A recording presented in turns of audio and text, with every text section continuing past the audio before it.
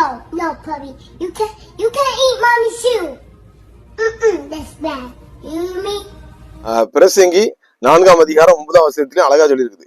ஒண்டியா இருப்பதிலும் இருவர் கூடியிருப்பது நலம், அவர்களுடைய பிரயாசத்தினால் அவர்களுக்கு நல்ல பலன் உண்டாகும். அதனாலதான் பாத்தீங்கன்னா தொடர்ந்து உங்களையும் எங்களோடு இணைந்து ஜெபிக்க சொல்லிக்கிறோம். நாங்களும் ஜெபிச்சுட்டு இருக்கோம். குறிப்பாக வந்து பாத்தீங்கன்னா இன்றைய தினம் நாசரேத்துல திருமண்டல மீட்பு இயக்கத்தின் அலுவலகத்துல பாத்தீங்கன்னா சாயங்காலம் 5 முதல் 6 மணி வரைக்கும் ஒரு பிரேயர் மீட்டிங் வச்சிருக்கோம். அதுல வந்து அனைவரும் இணைந்து ஜெபிக்க வேண்டும். அதனால ஜெபிக்கலாம். அதாவது ஒருத்தரா இருந்தா பண்ண முடியாது. இந்த முப்பரி நூல் ஆறாதுன்னு சொல்லி அடுத்த வசனம் சொல்லுது. சோ அதனால நம்ம தனியா நிற்பதை விட இணைந்து நிற்கும் பொழுது இது போன்ற காரியங்கள் வெற்றி பெற முடியும். அதுபோல எதிர்பார்க்கின்ற நன்மைகளும் நமக்கு கிடைக்கும். ஸோ அதனாலதான் பாத்தீங்கன்னா நம்ம கூடி ஜெபிப்பதற்காக அந்த கூட்டத்தை ஒழுங்கு பண்ணிருக்கோம். நிறைய பேர் என்ன பண்றீங்க, அந்த நோட்டீஸை பார்த்திருப்பீங்க. இதுல வந்து யாருக்கு வந்து கலந்து கொள்ளணும் அப்படின்னு சொன்னா குறிப்பாக சகோதரிகள் நீங்க வர வேண்டாம். வீட்டுல இருந்து கண்டிப்பா ஜெபியுங்க. உங்களுடைய ஜெபம் மிக மிக முக்கியம். எனவே நிறைய நேரத்து கேட்டாங்க, தயவு செய்து நீங்க என்ன பண்றா தூரத்துல இருந்துலாம் வர வேண்டாம்.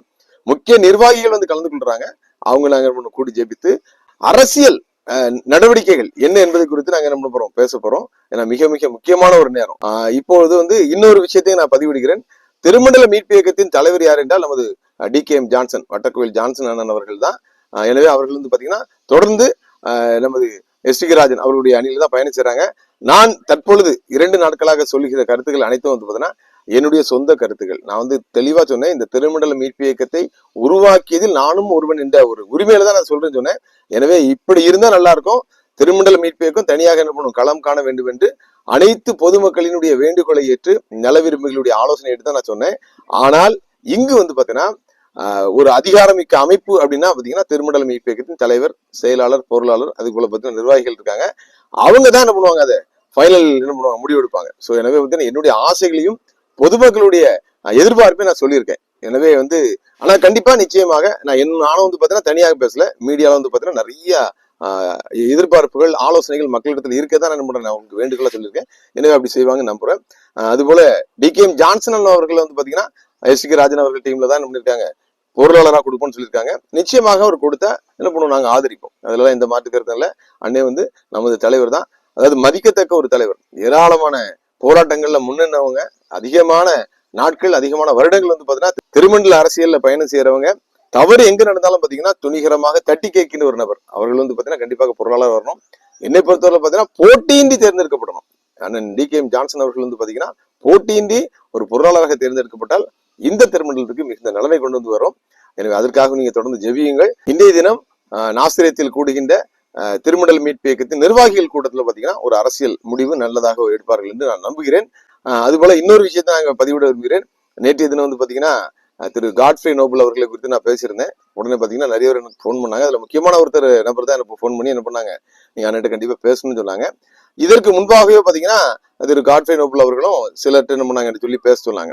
காரணம் என்னன்னா அவருடைய நிலைப்பாடும் இந்த 2 பேர் வேண்டாம் அப்படிங்கிறது, என்னுடைய நிலைப்பாடும் அப்படிதான் இருக்குது. ஸோ அதனால என்ன பண்ணுங்க, சார் என்கிட்ட பேசணும்னு சொன்னாங்க. ஆனாலும் பாத்தீங்கன்னா நான் வந்து என்ன பண்றேன், அதாவது அரசியல் ஆதரவு கேட்பது வேறு, அரசியல் நிலைப்பாடு இருப்பது என்பது வேறு. எனவே வந்து பாத்தீங்கன்னா நான் பல நாட்கள் யோசித்த பிறகுதான் பாத்தீங்கன்னா இந்த 2 பேரும் வேண்டாம் என்று வலைதளத்தில் ஒரு ஆதரவு குரல் நமக்கு கிடைத்தால் நல்லா இருக்கும் என்றதுக்காக நேரத்தை கருத்து சொன்னேன். ஆனால் அவங்க வந்து பாத்தீங்கன்னா அரசியல் நிலைப்பாடு எடுத்தது போன்ற ஒரு வார்த்தைகள் நேரத்தை சொன்னதை நான் அதுல உணர்ந்தேன். தயவு செய்து நீங்கள் அப்படி தப்பா நினைக்க வேண்டாம். ஏன்னா வந்து திருமண்டல மீட்பு இயக்கம் என்பது நிர்வாகிகள் என்பது ஐயாவுடைய அந்த ஆன்மீக அணியும் திருமண்டல மீட்பு இயக்கமும் இணைந்தது போன்ற ஒரு வார்த்தைகள் எனக்கு சொல்லியிருந்தாங்க. அதுல எனக்கு வந்து உடன்பாடு கிடையாது. ஏன்னா வந்து ஒரு அரசியல் நிலைப்பாடு எடுக்க வேண்டும் என்றால் நமது திருமண்டல மீட்பு இயக்கத்தின் நிர்வாகிகளோடு கலந்து ஆலோசித்து அதுக்கப்புறம் என்ன பண்ணுவோம், 2 பேரும் உட்கார்ந்துதான் என்ன பண்ணுவோம், அதை வெளியிடுமே தவிர தனியாக நானோ இல்லைன்னா அவரும் வந்து என்ன பண்ண முடியாது, இதை முடிவு பண்ண முடியாது என்பதை நமது திருமண்டல மக்களுக்கு பணிவோடு தெரிவித்துக் கொள்கிறேன். அண்ணன் அவர்களுக்கு என்ன பண்றேன் தெரிவித்துக் கொள்கிறேன். ஆனால் இந்த உலகம் வந்து பாத்தீங்கன்னா நிலையற்றது. நமக்கு கொடுக்கப்பட்ட இந்த வீடு வந்து ஒரு வாடகை வீடு. எப்பொழுது வேண்டுமானாலும் நம்ம காலி பண்ணி செல்ல வேண்டும். ஒரு ரயில் பிரயாணம் போன்றது.